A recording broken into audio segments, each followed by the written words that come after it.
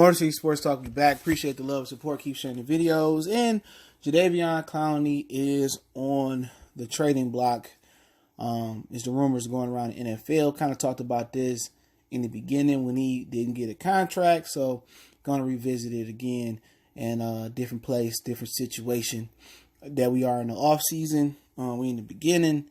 We in the towards the end of the off season, getting ready to hit the season. But right now, the Lions in a tough position. And for me to kind of give a full synopsis on the situation, I would need to know if they're going to keep Darius Slay. And do they have future plans on extending him? Are they going to keep Snacks Harrison? Or are they just going to use him and then replace him and plug somebody else in that's younger next season? Because if they don't give a hell about their feelings about if they want to get paid, or they just don't plan on paying them and planning on moving on from them after next season, then it's different. Because then I don't have to worry about even when the cap goes up, if they eventually get a new CBA and go up, and the players should get a bigger piece of the pie.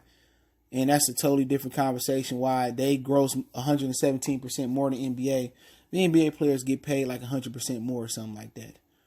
Okay, it's another conversation to have. But if they do get a ton more money out of the pie, and they don't want to keep Slay or they don't want to play Harrison, then you open up the door for the conversation and say, why not? Jadeveon Clowney, I think he's been in the league 5 years, 3-time Pro Bowler. I believe the narrative is that he gets injured a lot, which I don't really think, as far as missing games, he hasn't missed that many games. Okay, I think that's a misconception. Now, is he nicked up and banged up? Yeah. Would people think that he should actually be better playing next to J.J. Watt? But J.J. Watt ain't been that healthy.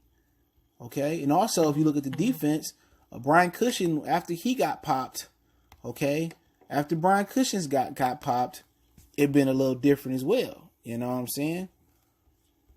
He just wasn't the same guy. But in 2014, he came to the league. I think he got injured with a knee injury.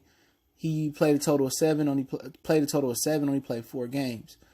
2015, he played 13. My bad. That's something else. He played 4 games in 2014. He played 13 games the following season in 15. He played 14 and 16. He played 16 and 17.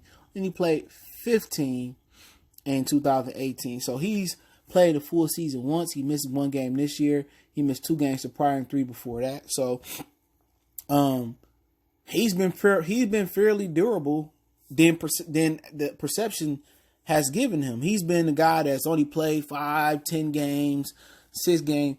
Could he be more durable? Absolutely.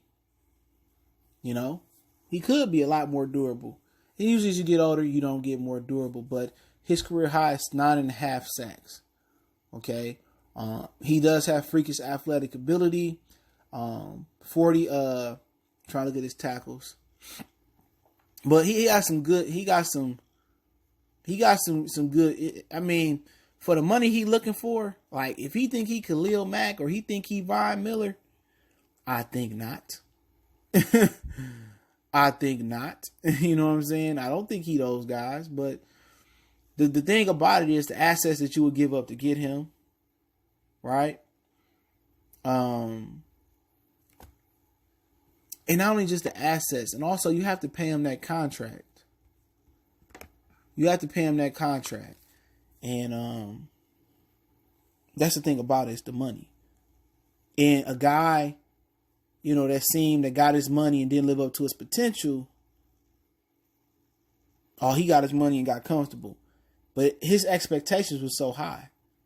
Like, even if he had to live up to the expectations after that tackle he had on Michigan. Every time you pull his name up, it's the first thing that still come up about him. With the speed, the 40 time he had, the power that he showed, speed, the power, he would legitimately have to be Aaron Donald to live up to the reputation that he had. And he ain't been nowhere close to where Aaron Donald been. You know what I'm saying? Von Miller, I think he had way more expectations. I think if he was Von Miller or Khalil Mack, he can live up to expectations. You know what I'm saying? But to exceed the expectations he had coming out of South Carolina NFL, he had to be Aaron Donald. To reach expectations, to be honest, if he was Khalil Mack, Khalil Mack is a fabulous football player. Von Miller, people say, that's what I thought he could be. I thought, he's supposed to be this generational defensive guy that was supposed to win MVP of the league. Like that's how people viewed him to be what Aaron Donald is, as far as from a statistical and accomplishment standpoint. With his potential, he's supposed to be what Aaron Donald is, winning MVPs, 20-some sacks, and it's amazing that Aaron Donald doing that from the defensive tackle position is just so unheard of. It's like, man, like it's crazy, but I don't really think my stance changed on it. I mean, at the end of the day, you just paid Trey Flowers $90 million. This is something not Detroit like. Detroit is never going to invest so much money in one position. If the Lions really wanted to go for it, then it's something they might consider. You don't want to make bad investments, but you do want to keep up with the Joneses. You know what I'm saying? Chicago got Khalil Mack. They got the Floyd guy. They got Roquan Smith and stuff of that nature. If you're able to bookend your defense with Jadeveon, Clowney, and you're able to kind of use him in more rush situations, then, drop back and you're able to game plan and scheme for him, you're able to put Jadeveon, Clowney, and Trey Flowers as your bookends, that's scary.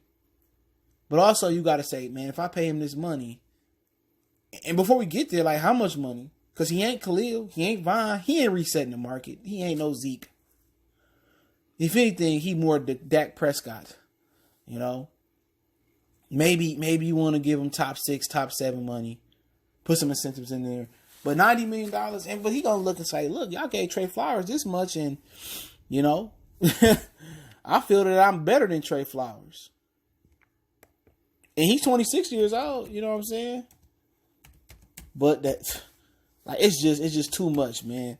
But if you plan on paying Darius Slay and or Snacks Harrison, it's really like it's really like the cap is gonna go up after the new CBA. It should a lot. It goes up every year. I think significant, But he gonna look at Trey Flowers, a guy that never had 9.5 sacks, but he's been consistent. You know what I'm saying? Whatever reason, he only played one game in 2015. He had 7 sacks in 16, 6.5 in 2017, and 7.5 the following year. He's been way more consistent. 16, 14, 15 games played, other than 2015 and 16, 18. So he probably looking at him and want the money that he got. So if you're going to do that, then you need to move Jadeveon Clowney around the defense to be successful. Maybe that's lining him and Trey Flowers up at the same side in rush situations.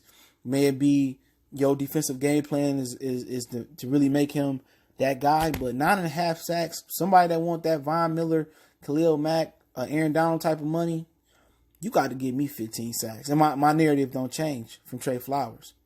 You got to tell me you got to be a game wrecker. 12, 15 sacks.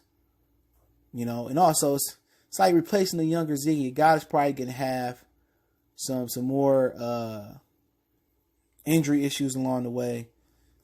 It's a risk. If the Lions took the risk, in hindsight, if it don't work out, I'll be like, I understood it. Knowing like it's different when you don't live through an era, you're not aware. You're like, but I understand if they took the risk, if they really, really wanted to win. But it's not their MO. It's never been their MO to sell out and really go for it. They didn't do it with Khalil Mack. So why would they do it with Jadeveon Clowney now?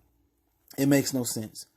Me personally, I wouldn't do it, but I wouldn't knock it if the Lions did it. Okay? But, if he go to Cleveland, Philly, Kansas City or something like that, Seattle, and he goes somewhere else and change life and make somebody else defense that's good, elite, it wouldn't shock me one bit. It wouldn't shock me, but it's nice to have him and Flowers on the edge, but I think they could wreak some havoc. But just too many variables here about Snacks and Slay and just the organization you're dealing with that's been historically frugal and hasn't historically invested in one like area like that. But hey, it's Motor City Sports Talk. Don't forget me on Facebook, Instagram, Twitter. Reach out to the email. Let me know you feel in the comment section. One time for the one time. Y'all know what the business is. We are gone.